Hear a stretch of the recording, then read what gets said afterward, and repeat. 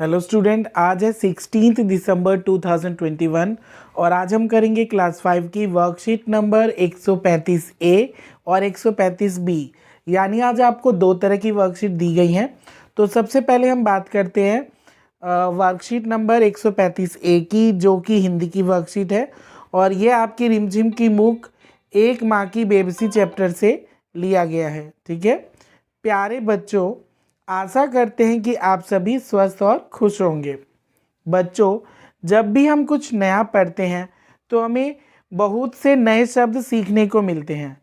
आपने भी कविता में कई शब्दों को पढ़ा होगा जो आपके लिए नए थे। आइए आज हम कुछ शब्दों का अभ्यास करते हैं। ठीक है बच्चों, यानी आज आपको क्वेश्चन नंबर 1 में ऊपर कुछ वर्ड्स दिए गए हैं और उनका यूज़ हमने नीचे फिल इन द ब्लैंक्स में करना है।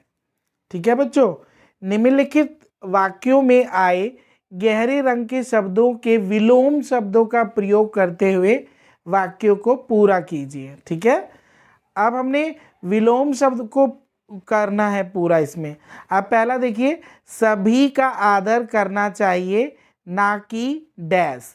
तो यहाँ पर क्या आना चाहिए? अनादर। तो ये पहले वाले में आएगा अनादर। यानी हम इसमें फिल इन द ब्लैंक्स भी सीख रहे हैं और विलोम शब्द दोनों चीज़ें एक साथ सीख रहे हैं। सेकंड देखिए, रमन जितना भद्र पुरुष है उसका भाई उतना ही डैश है। तो उसका भाई क्या होगा? अभद्र। तीसरा देखिए, ग्रंथ मेरा अनुज है और मैं उसका अग्रज। अनुज कहते हैं छोटे भाई को और अग्रज होता है बड़ा भाई। नेक्स्ट देखिए, आय के हिसाब से ही डैश करना चाहिए। तो व्यय। ठीक है, आय का मतलब होता है इनकम और व्यय का मतलब होता है कितना हम खर्च कर रहे हैं। लास्ट है, डैश क्षेत्रों में प्रदूषण का इतना प्रकोप नहीं है जितना शहरी क्षेत्रों में है। तो यहाँ पर आएगा ग्रामीण क्षेत्रों में। ग्रामीण का मतलब होता है बच्चे गांव के इलाके। ठीक है बच्चों, हाँ जी। अब क्वेश्चन नंबर 2 की ओर चलते हैं। क्वेश्चन नंबर 2 में नीचे दिए गए दो शब्द समूह दिए गए हैं। आपको नीचे दो शब्द समूह दिए गए हैं, एक येरा और एक येरा। ठीक है, तो इन दोनों शब्द समूहों में से शब्द लेते हुए शब्द व अर्थ जोड़कर जोड़े बनाकर लिखिए। अब हमने जोड़े बनाने। अब यहाँ देखिए, पहला इन्होंने कंप्लीट कर दिया। कामयाबी का मतलब होता है सफलता। ठीक है, तो यानी ये हमने ले लिया। अब हम लेते हैं बेहतर। तो यहाँ पर हम बेहतर लिखेंगे और बेहतर का मतलब क्या होता है बताइए? बेहतर का मतलब होता है किसी की तुलना में अधिक अच्छा। तो ये यहाँ से ये वाला पोर्शन इसका यहाँ हमने इसके सामने लिखना है। नेक्स्ट देखिए, अदृश्य। अदृश्य का मतलब होता है जो हमें दिखाई ना दे। तो ये इसका आंसर आ जाएगा, जो दिखाई ना दे। फिर नेक्स्ट है भयभीत। भयभीत का मतलब होता है जो डरा हुआ होता है। तो ये रहा डरा हुआ। ठीक है, नेक्स्ट है भिन्न। भिन्न का मतलब होता है अलग। ठीक है, तो ये रहा अलग। ठीक है बच्चों, आप लोग समझ गए होंगे। अब हम चलते क्वेश्चन नंबर 3 की ओर। निम्नलिखित शब्दों के लिए उनके सामने दिए गए संकेत शब्दों में से उपयुक्त समानार्थी शब्द चुनकर लिखिए। अब हमने सेम मीनिंग बताना है। जैसे यहाँ पर आपको सामने दो दे रखे हैं और हर दो में से एक उसका आंसर है। जैसे फर्स्ट इन्होंने कंप्लीट कर दिया है सुगंध। तो सुगंध को हम क्या कहेंगे? खुशबू। इसी तरह स्वतंत्र। स्वतंत्र का मतलब होता है आजाद। प्रेम। प्रेम का मतलब होता है प्यार। और उचित का मतलब होता है सही। ठीक है बच्चों, तो आप लोगों को ये वर्कशीट बहुत अच्छी समझ आ गई होगी सबको।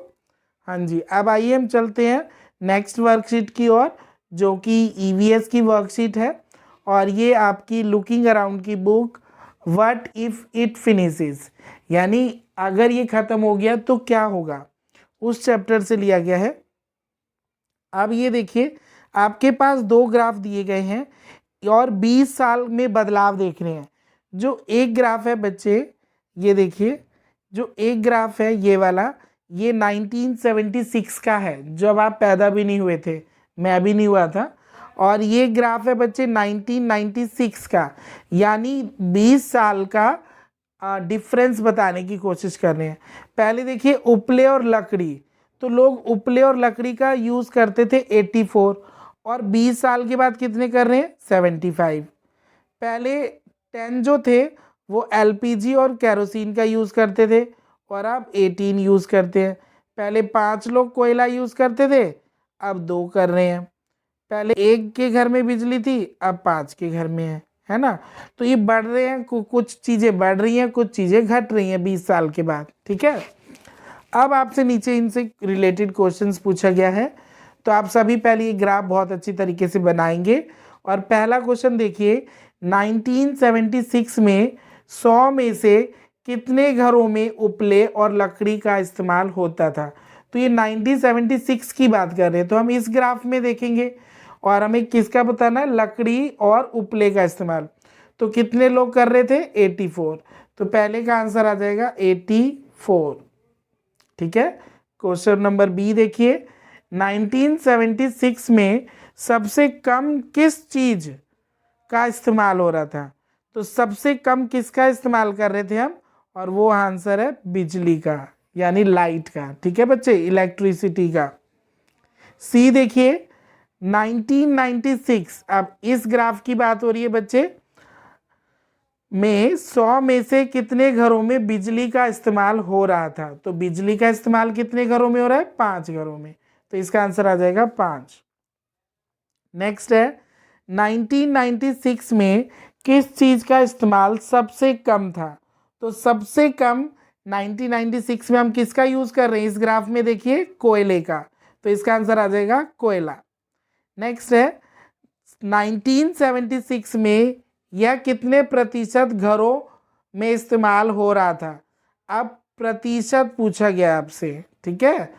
तो पहले कोयला कितने लोग यूज करते थे, 5, है ना। तो पहले बल्कि बहुत ज़्यादा ही यूज हो रहा था। अच्छा नेक्स्ट देखिए, 1976 में एलपीजी और केरोसिन का इस्तेमाल डैश घरों में था। एलपीजी और केरोसिन का इस्तेमाल कह रहे हैं, तो ये इसका आंसर हो जाएगा 10। और फिर कह रहे हैं 1996 में बढ़कर कितना हो गया, तो 1996 में कितना हो गया, ये बढ़ के 18 हो गया, ठीक है बच्चों। नेक्स्ट देखते हैं, हाँ, यानी 20 सालों में इनका इस्तेमाल कितना बढ़ा है। अब आपको परसेंटेज बतानी है, पहले वो चीज़ 10 थी, फिर वो 18 हो गई, तो कितनी प्रतिशत बढ़ी है, 80% बढ़ा है, ठीक है बच्चों। तो लास्ट वाले फिल इन द ब्लैंक्स में आएगा 80%। नाउ क्वेश्चन नंबर 2, अब हमें इनका पूरा नाम बताना है। जैसे हम गाड़ियों में कहते हैं ना सीएनजी डलवानी है, तो सीएनजी का पूरा नाम होता है, अगर हम हिंदी में बात करें तो इसको कहते हैं संपीड़ित प्राकृतिक गैस, और वहीं अगर हम इंग्लिश में बोलें तो इसको इंग्लिश में कहते हैं कंप्रेस्ड नेचुरल गैस, ठीक है। एलपीजी का अब आ गया पीएनजी, पाइप्ड नेचुरल गैस, ठीक है, पाइप्ड नेचुरल गैस। और थर्ड देखिए एलपीजी, एलपीजी का होगा लिक्विफाइड पेट्रोलियम गैस। आप सभी बच्चे दोबारा से सुनेंगे, ये देखिए नीचे बच्चों उन्होंने आंसर दिए हुए हैं, हमें देख के ही बताना था। अच्छा ये दे रखे हैं इन्होंने, है ना। अब देखिए सीएनजी, तो सीएनजी सी से शुरू होगा, तो कहाँ पर है, ये देखिए कंप्रेस्ड नेचुरल गैस। सेकंड है पीएनजी, यानी पाइप्ड नेचुरल गैस। लास्ट है एलपीजी, तो वो होगा लिक्विफाइड पेट्रोलियम गैस। तो आप लोग इन तीनों के फुल फॉर्म बहुत अच्छी तरीके से याद रखें, क्योंकि आप जब बड़ी क्लासों में जाएंगे ना 6, 7, 8, 9 इनमें पूछा जाता है ये, ठीक है बच्चों। हाँ जी, तो आपको वीडियो कैसी लगी, और जो भी बच्चे मेरे चैनल पे नए हैं तो मेरे चैनल को सब्सक्राइब करें, शेयर करें और बेल आइकन को जरूर दबाएं ताकि आने वाली हर वीडियो आपको मिल सके। बाय बाय बच्चों।